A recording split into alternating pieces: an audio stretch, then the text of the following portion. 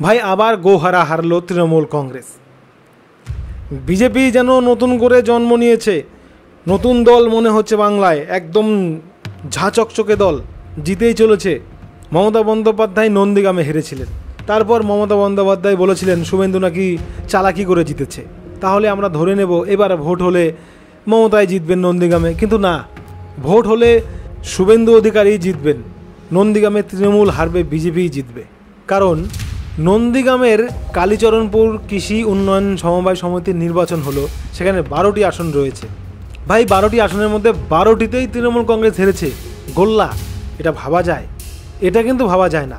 কিন্তু তাই বলে গোল্লা পাবে, তার মানে এটা পরিষ্কার এখনও মমতা বন্দ্যোপাধ্যায় শুভেন্দুর কাছে হারবেন নন্দীগ্রামে। যা পরিস্থিতি, 2026-এর ভোট এগিয়ে আসছে, আর বিজেপি খোলস ছেড়ে বেরিয়ে আসছে।